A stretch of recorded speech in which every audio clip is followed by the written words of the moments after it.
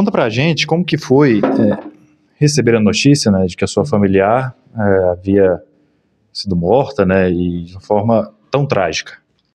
Bom, é um choque. Acho que o primeiro estágio para todo mundo é a negação. Então, eu queria saber com certeza se realmente aconteceu isso. E aí a polícia se deslocou até o local da chácara para confirmar se realmente tinha acontecido. Quem descobriu foi meu irmão. Ele ficou em choque também, com toda certeza. Depois a gente teve a confirmação de que teria acontecido na noite da segunda-feira. Era normal que ela se ausentasse para a chácara, então a gente só foi procurar ela na terça-feira à noite, que foi quando a gente descobriu, e a gente acionou a polícia para dar as medidas necessárias. Como que era essa relação dela com o Fernando, né, então companheiro dela, que agora se encontra preso? Era uma relação conturbada, eles costumavam ter seus momentos de discussão, de diferenças. A gente já sabia de ocasiões onde houve agressão, só que, como era um assunto pessoal da minha mãe, a gente se pronunciava qual era a nossa posição, mas respeitava a vida dela. E você não mora, né, aqui em Patos de Minas, você veio a Patos de Minas agora. Quando você veio, o Fernando ainda estava foragido, né, porque apesar dele ter se entregado, ele era um foragido da justiça. Como que era o sentimento naquele momento? Todos nós estávamos com medo, com toda certeza, porque nós temos criança na família, temos diversas pessoas da família que moram aqui em Patos, e durante a noite você se pergunta se você está seguro. E a gente tinha nesse momento um sentimento de medo, impotência e uma necessidade que a justiça fosse feita, não só pelo que aconteceu, mas também para que a gente pudesse ficar seguro. Ela chegou a relatar nos últimos dias, pode falar, relatou nos últimos dias se esses episódios de agressão estavam mais constantes, estavam piorando, houve algo nesse sentido? Nos últimos dias não houve uma diferença. Ele estava diferente nos últimos dias. Ele parecia que estava muito depressivo, disse que iria se matar. Ele queria que a minha mãe fechasse a mercearia dela, que acabou que ela fez pouco tempo antes do que aconteceu. E a gente não tinha como saber que isso ia acontecer, né? Não tem como você ver sinais. É simplesmente um choque, uma surpresa muito infeliz. A delegada relatou para a gente que nos últimos dias a sua mãe estava um pouco triste, né? Então, inclusive, uma das causas seria esse fechamento do comércio, ele afastava ela das pessoas. Foi realmente assim? Sim, ela estava num momento difícil, né? Imagino que pelo que estava acontecendo no relacionamento deles, que nós não sabemos muitos detalhes, né? A vida privada dela, mas com toda certeza ela ter que fechar a mercearia foi uma coisa que deixou ela mais triste. Mas a gente está tentando agora respeitar esse legado dela e honrar da melhor maneira possível. O que você espera que aconteça a partir de agora, né? Desde segunda-feira, ele sim foi preso ontem, né? Uma semana após o crime. O que você espera que aconteça de agora em diante?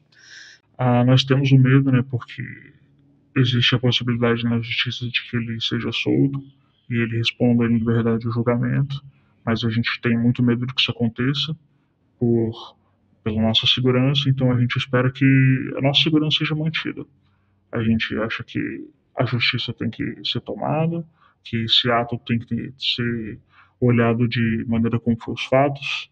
A gente tem informação de que o inquérito está para terminar, então a gente espera o julgamento que seja imparcial, que seja em respeito a quem foi a minha mãe em vida e de que maneira ela partiu e como isso foi injusto. Agora, você mesmo disse, né? O seu irmão que foi até a cena do crime, viu todo aquele episódio, imagino que foi algo traumatizante para ele, né? E o que ele te disse? O que ele encontrou lá?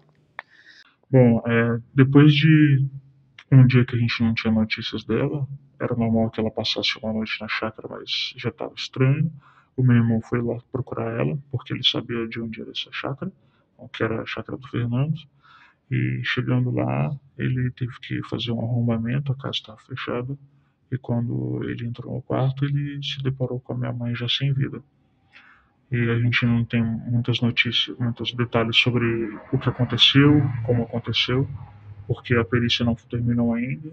E somente depois que o inquérito terminar, a gente vai ter acesso a esses detalhes com mais com mais clareza.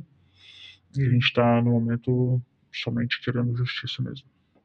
E como que era a relação de vocês, filhos, com o Fernando? Por mais que vocês sabiam, né, tinham essas informações de que ele era um homem agressivo com a mãe de vocês conversavam com ele, conseguia ter um convívio até que tranquilo, mesmo sabendo de todas as informações?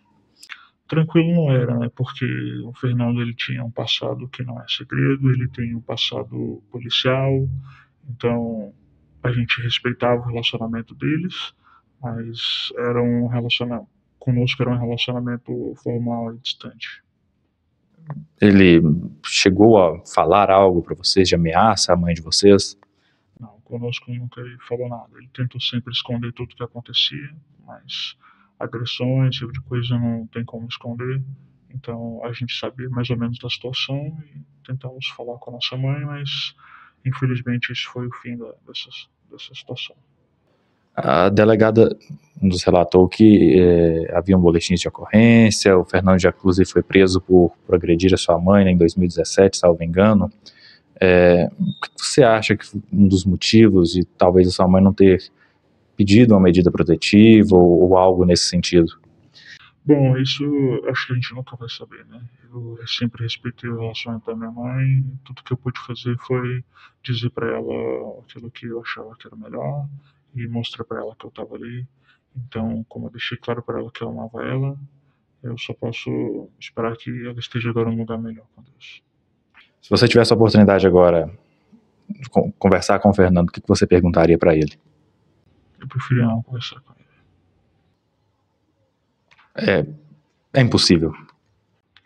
Se eu pudesse escolher, eu escolheria não fazer isso. É uma coisa que ninguém quer passar. Todo mundo tem uma mãe, todo mundo ama sua mãe, então pensar nesse tipo de coisa, falar sobre isso não é uma coisa agradável e a gente espera ter um momento de luto com respeito e com tempo para que a gente passe da melhor maneira possível para essa situação, como diversas pessoas infelizmente têm que passar ainda. A gente só quer justiça e que a gente olhe que nesse Brasil o feminicídio é uma realidade e que a gente precisa proteger as mulheres, porque as mulheres elas não têm as mesmas possibilidades de se defender que os homens. Então o Estado ele precisa estar ali presente para mostrar essa defesa. A gente só quer nós mesmos estarmos tranquilos e que isso seja uma triste lembrança para a sociedade, que a gente precisa melhorar a questão do feminicídio.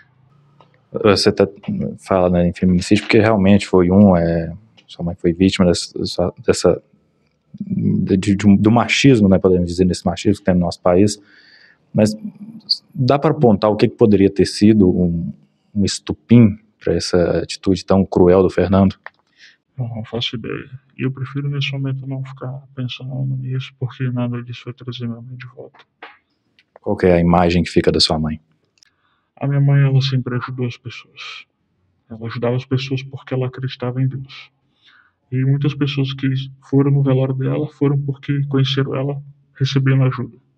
Então, essa mensagem que ela passou para as pessoas, que as pessoas vão se lembrar dela. E esse é o legado que a gente vai passar para frente. E tudo que a gente fizer vai simplesmente honrar a memória dela.